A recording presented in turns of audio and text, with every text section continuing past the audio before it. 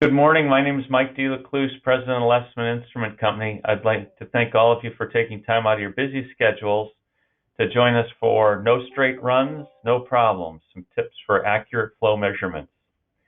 Today's speaker is Lei Su of Baker Hughes GE.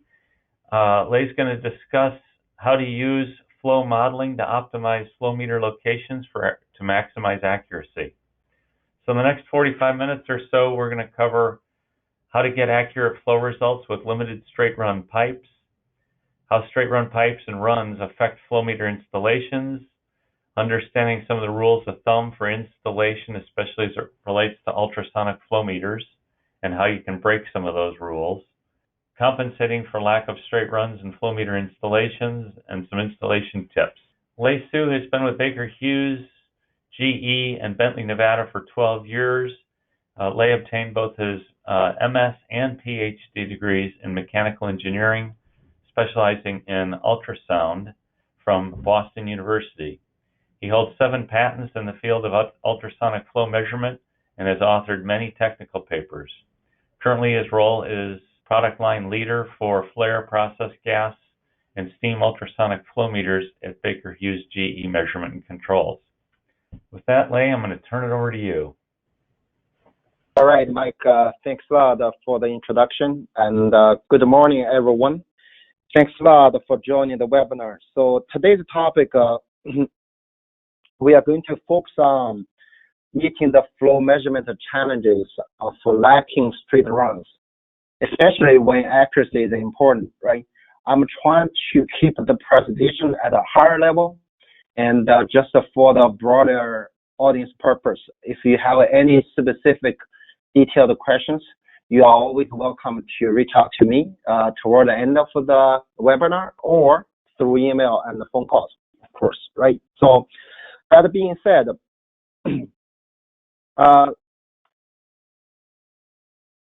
so Mike, I'm struggling to turn the page, so. Yeah, I turned that.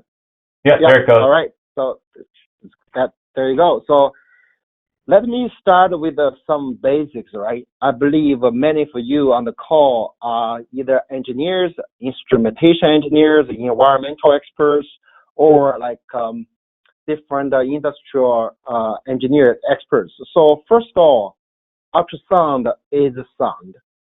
When you and I are speaking, that's through sound. Sound can be generated by, for example, a speaker in our house or ultrasonic transducer in this case, right? So ultrasound is just like audio sound, but it's at a higher pitch. The pitch is higher than 20 kilohertz. That's called ultrasound. So sound, using analogy, is like light. So if we have flashlight, as you can see here, sound is coming off the flashlight. Well, in this case, it's a transducer. So there's a few important facts about the ultrasound we want to take away. Number one, ultrasound does not propagate in vacuum. So why am I talking about that? Because in certain applications, for example, for gas measurement applications, when you have a pure hydrogen, hydrogen is a very light gas. So the molecular weight, as you know, is 2. That's very, very close to vacuum. So it's a challenge for ultrasound to go through. I just want to make sure we all appreciate the beauty of using ultrasound for such applications. So you have to know how to do that. Otherwise, high hydrogen content could present a challenge for us. Number 2, ultrasound decreases with distance, just like light, right? The farther 2 persons are separated, the harder for them to hear each other. So that's because the ultrasound amplitude decreases with the distance. So that's why there's a trade-off between how far you want to separate your transducer versus how high for accuracy or repeatability you want to achieve. right? The last one on this page is ultrasound will diverge with distance, just like light. So, which means ultrasound can cover a relatively wider range of area because if it's not a exact straight line. It's not like laser. It's a broader beam compared to laser. That comes with the advantage because it can be more forgiven when it comes to transducer alignment there, right? So those are the few facts that I think it's important to get the folks on the phone all grounded, right? So that being said, I'm going to start to talk about the ultrasonic flowmeter principle. Actually, ultrasonic flowmeter takes advantage of a very simple principle called transit time technology, right? So I think this is very much like timing a person running using a stopwatch, for example. Very similar, right, in terms of technology. So you need a stopwatch. You need to make sure you're timing the person over a certain distance. So I'm not going to bore you with all the formulas. Instead, I'm going to use an analogy to explain how ultrasonic flowmeter transit time-based ultrasonic flowmeter works. Using the analogy, suppose you have a river, you have a river, you have a channel. So the river is flowing with a velocity of v here, right? So if I pick two spots along the river, one location is called up, right here, right? One location I picked is called down. So I'm going to find a swimmer swimming between those two spots. Apparently, I can accurately measure the P, which is the distance between those two spots if you draw a line, right? I can also measure accurately the distance between the two spots along the river flowing direction, which is called L. Of course, you can also accurately measure the angle. All those three parameters, P, L, and the angle are known, right? So what I'm going to do is I fix those two spots. I find one swimmer swimming back and forth between those two spots. So in the case of where there's no flow, it should take the swimmer the same amount of time swimming from the upstream spot to the downstream spot versus it takes from the downstream spot to the upstream spot because there's no flow. In other words, the flow is equal to 0. So the time it takes is really equal to the separation distance divided by how fast the swimmer can swim.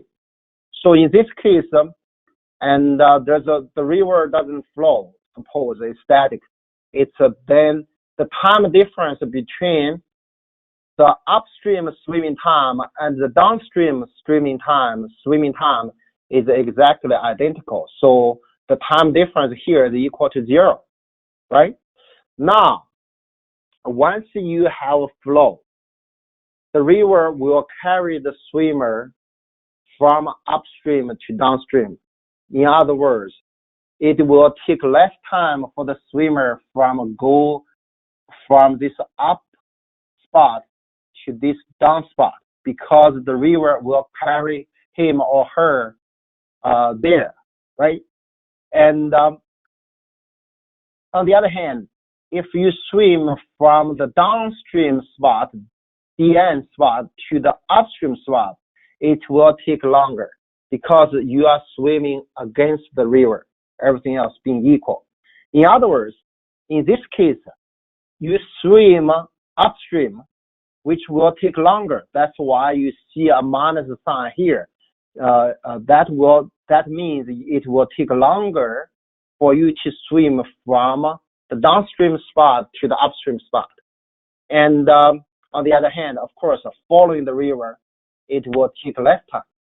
There will be a time difference between T up and T down, right? So that's using the river analogy. So in the case of ultrasonic flow meter cases, that's exactly the same. The only difference here is we are not using swimmer. We are using ultrasonic transducer.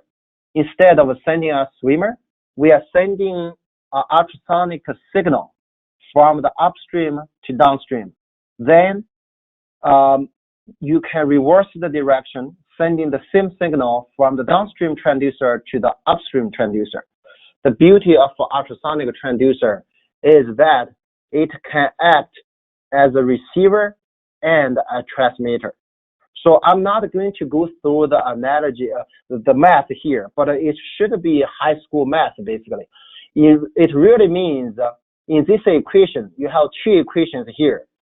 The T up, you can actually measure using our ultrasonic flow meter electronics, which is like stopwatch, right? T up. The path length P, you can actually measure. That's also geometric parameters. The velocity, which is the river velocity you want to measure. C is really the ultrasonic speed instead of the swimmer's swimming speed here, right? You have two equations here. You have two unknowns.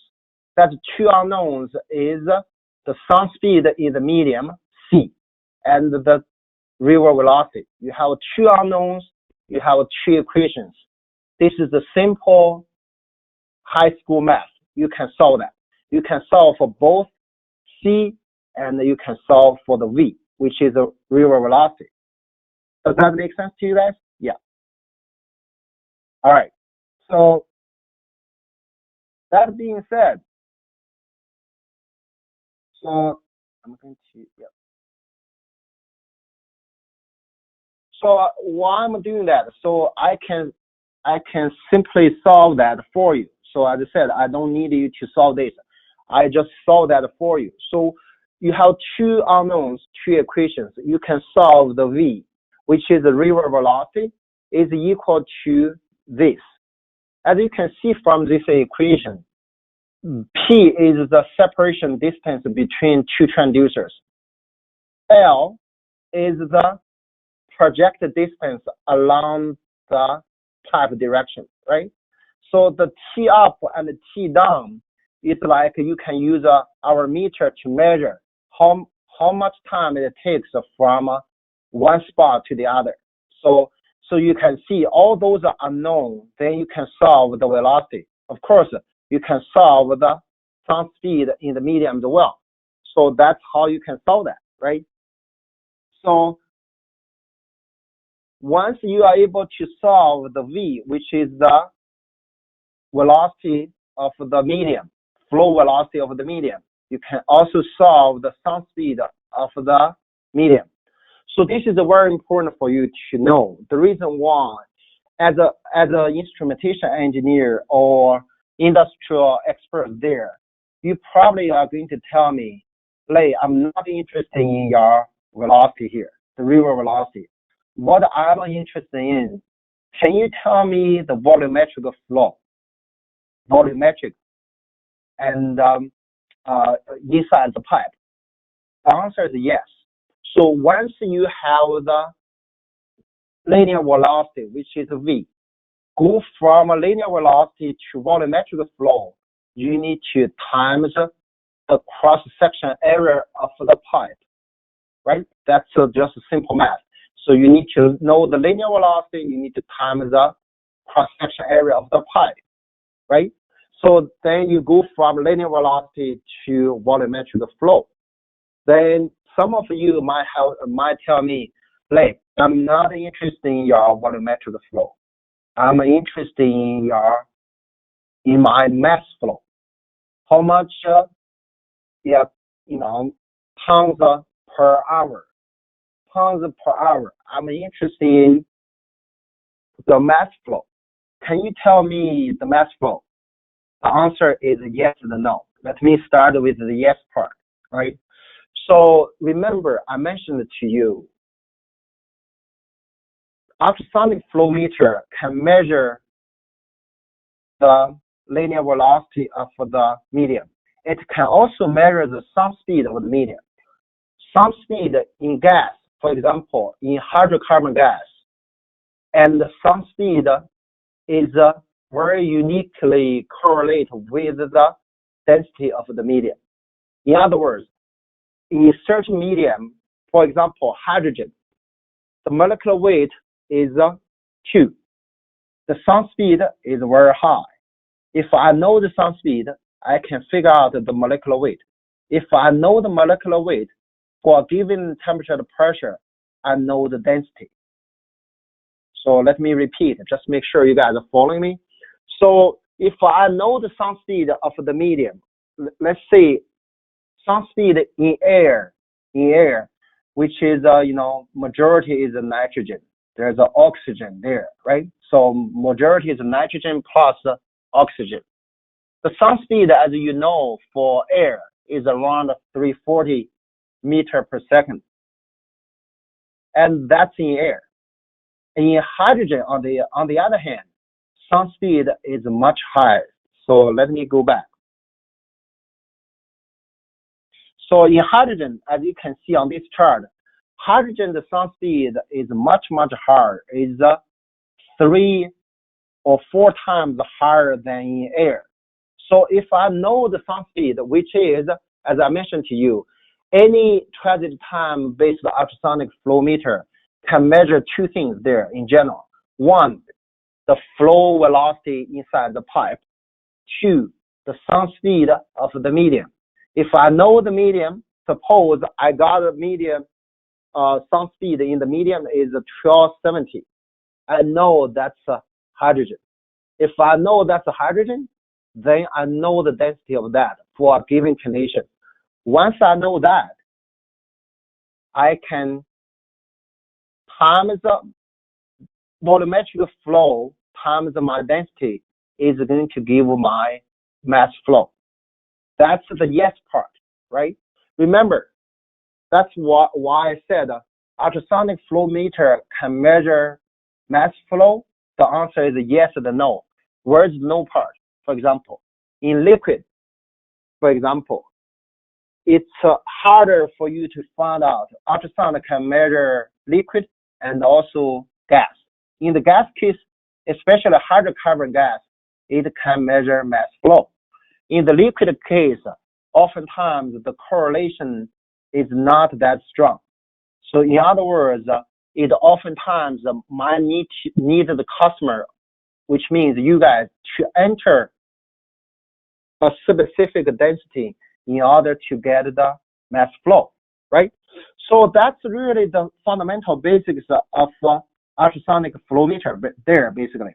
You might be asking, what the topic for today is really, so no straight run, no problem. Why the straight run is coming into play? Well, that's a very good question, right?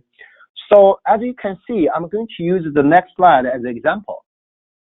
For a typical ultrasonic flow meter, as you can see here, right? You normally have 2 transducers, and you are shooting ultrasound back and forth between those 2 transducers. What you really did is you did a line measurement across this line. But remember, and many of you guys are going to tell me, I'm not interested in the line measurement. I'm really interested in the cross-section area, average the velocity across the cross-section area, right? Because if you go from this transducer to this transducer, you only did a 1 line measurement. As you know, as you can see in real life, right? For example, when you have a river, the velocity in the center of the river is normally flowing faster than near the edge. The reason is due to the friction of the, the friction of the wall, and then it will slow down the flow. The center has a higher velocity than the edge. So if you make a line measurement, the velocity profile is pretty much like this. right?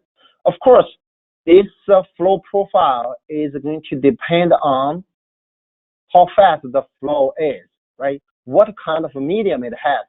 That parameter is called Reynolds number. So depending on your Reynolds number and your flow profile is going to change. If I know the flow profile, I know exactly how to translate from this line measurement to this cross-section area average the flow, which you'll be interested in. Because if I know the area average the cross-section flow, I can times the cross-section area. That will give me the volumetric flow, right? So that's all good in theory. But in reality is, for example, suppose I don't have enough straight run. What's going to happen is this. Suppose I have a bend here, as you can see on this slide. You have a bend, or you have a valve upstream, which is a half open, for example, or you have a T upstream, or you have other insertion. For example, I have a temperature probe, I have other probes upstream. That will change your flow profile, right? As you can see in this diagram, your profile will drastically change there. Now, how are you going to translate from the line measurements you did across this line to the cross-section area average flow? Your theory is no longer work because you really don't know the flow profile when you have a less straight run. I mean, typical for most of the ultrasonic flowmeter manufacturers, they normally ask for a 20 diameter upstream straight run. For example, if your pipe is a 10-inch diameter, they normally ask you to install the meter at a location where you have a 200-inch upstream straight run. Also, you need to have a certain downstream straight run. Why is that? That's because if you have enough straight run, that will oftentimes give you a fully developed flow profile like this, very symmetric, very predictable. If you don't have that, your profile is going to be like the one on the left. It's unpredictable, it's unknown. Your accuracy is going to, suffer a bit, right? So that's really the problem. So you might, if you are experienced instrumentation engineer out there, you might have heard a different theory. You might have heard a different number from different ultrasonic flow meter manufacturers. Some manufacturers are more aggressive than others. Some will tell you, oh, you don't need a straight run. You don't need so much straight run. My meter can do that. And just make sure the science is the science. The science doesn't lie. And the science is the same for all the ultrasonic flow meter out there. You should be asking the question, how did you overcome the problem on the left? You can't predict the flow profile. How do you translate from this line measurement to the cross-section area average flow profile? Ask that question. If the answer is, well, that's like we base our experience, that's not going to work because those situations, it really depends which kind of upstream and downstream conditions you have. That flow profile is uniquely registered with one particular condition, right? So now you might be asking me, Lei, you have been spending the last 25 minutes talking about the challenges there. Then what's the solution? Well, one of the solutions we just recently came up is, hey, today with the modern computer, with the modern simulation tools we have there, we can simulate the pipe conditions at much detailed level than, say, 50 years ago. So, right, if you are familiar with commercial package like ANSYS, right, they have a tool to simulate the flow profile for any given pipe layout. In other words, suppose you are the customer, you come to me, you said, hey, we have a flow condition like this. And you tell me the pipe diameter, the medium you have, upstream, downstream condition. I have engineers can simulate the flow profile inside your pipe very detailed. So what it will give me instead is this. So instead of, I don't know anything about the flow profile where the meter is installed. In this case, I can simulate exactly what you have in real application. I can predict the flow profile. And once I have that, I can do two things. One, I can help you to identify the best location for installation. That location often means it will give you the best accuracy and immune to the disturbances upstream and downstream. That's number one. Number two, once I know the flow profile, I know the exact relationship between this line measurement and this cross-section area average flow measurement. I know exactly the relationship at a specific velocity. I can program in a correction factor, so to speak, to make sure your meter is very accurate. Let me repeat. Through this simulation tool, I can duplicate your application conditions. I can simulate your flow profile at any given location along the pipe. That will allow me to help you to pick the best location for installation, number one. Number two, it will also help me to identify the exact relationship between the line measurement and the cross-section area measurement at that location. That will allow me to correct any disturbances you might have, right? So that's really the beauty of that. Of course, any tool comes with a limitation. The simulation tool by itself, it will introduce a little bit of inaccuracy by itself as well, depending on the accuracy you want to achieve.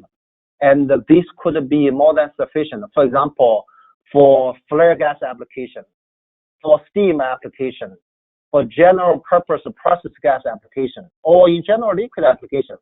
You are talking about a process condition up to 1%, 2% meter. This could help very well. However, if you say I need to see the custody transfer for physical measurement, that might not be enough, right? So I just want to make sure I put all the parameters up there and make sure we all on the same page, right? So, so just to give one customer case, there's one U.S. refinery in this case. Of course, I only use one example. It doesn't have to be limited to U.S. refinery or whatever. It can be for water. It can be for food and beverage. It can be for steam applications there, right? So I would say this customer only have a 6 diameter straight run altogether. And the customer comes to us, we need to have a 5% meter for flare gas measurement because that's the EPA regulation is asking for the velocity range they are operational at, right? So if you cannot give me a solution, the only thing I can do, I need to change the layout of the pipe. Imagine for a refinery, if they want to change those gigantic pipe layout, that could mean a lot of money for them, right? So in this case, we are able to use the computational fluid dynamics tool. We are able to determine the best location for installation. I mean, you might not see the cross area here. It's really, we identify the best installation location. We also help them to identify the correction factors due to the disturbances. As a result of that, we are able to give this customer a within 5% accurate meter. So that's really a win-win for them and for us. So without this CFD, computational fluid dynamics, this would mean, we also estimated, this could mean a 15% accurate meter at best. If you don't compensate, you just buy a meter from any other ultrasonic flow meter manufacturer, you would have a 15% meter there. What does that mean? You are not complying. The EPA regulation is calling out a better than 5% for certain flow velocities, right? It means, a lot of money there, right? So, so that's pretty much, I summarize some of the tools we can use to compensate for that. Before I wrap up, I really want to show you guys a quick simulation regarding, hey, so far I cover a lot of things. You might be saying, hey, I haven't seen an actual ultrasonic flow meter. What it's like. So on this page, I hope you can see, is showing you a typical ultrasonic flow meter is going to look like, right? So basically you have transducers and you have a flow cell, right? You have two transducers on each side of the flow cell. Of course, you have the electronics right there. The electronics is like a stopwatch. Of course, it's much more complicated than that, right? I just want to make sure I simplify that to a level that everybody else can understand. So this is a stopwatch. You have a transducer and you have the medium. So imagine, so when you have flow coming between the pipe, you are going to send ultrasonic signal back and forth between those two transducers, as I mentioned earlier. And following the stream, it will take less time. Against the stream, it will take longer time, right? Then we measure the time difference. Then we'll get the linear velocity. And then if I know the flow profile, I can get the area averaged cross-section flow. Then if I can time that with the cross-section area, that will give me the volumetric flow. And if I know the density, then I will be able to get the mass flow, right? So this is as a recap, just to quickly summarize for the folks on the call. This is really the ultrasonic flow meter. And to summarize, basically, in order for you to have an accurate ultrasonic flow meter, we typically, any given ultrasonic flow meter manufacturer, we ask a certain amount of straight runs. That's to guarantee I know the relationship between the line measurement I have versus the cross-section area average flow. When you don't have enough straight run, and at Baker Hughes GE, we have developed the capability of using modern technologies like computational fluid dynamics to simulate your piping condition. That will allow us to do two things. One, to identify the best installation location when you don't have enough straight runs. And two, that will help us to identify, to determine the correction factors that will give you the best meter accuracy you deserve. So, Mike, I think that being said, I'm concluding the presentation part. Lei, thank you very much for your presentation. Again, if anybody in the audience does have any specific applications, feel free to give me a call at 800-9-LESMAN or 800-953-7626. If you don't know your account manager, just ask for me and I'll make sure that you get taken care of. You've probably seen some emails from me as well. My email address is miked@lesman.com, and you can send your application questions to me as well. If you want to know more about some of the technologies we supply, all the webinars are posted both on our website and on our YouTube channel, which is at Lesman Instrument Co. All of the webinars are there and they're easily sortable. If there are some topics that you would like us to cover in future webinars, please send me an email with the subject. We have access to lots of product and process specialists, so just let me know what you'd like covered and we'll find the expert for it.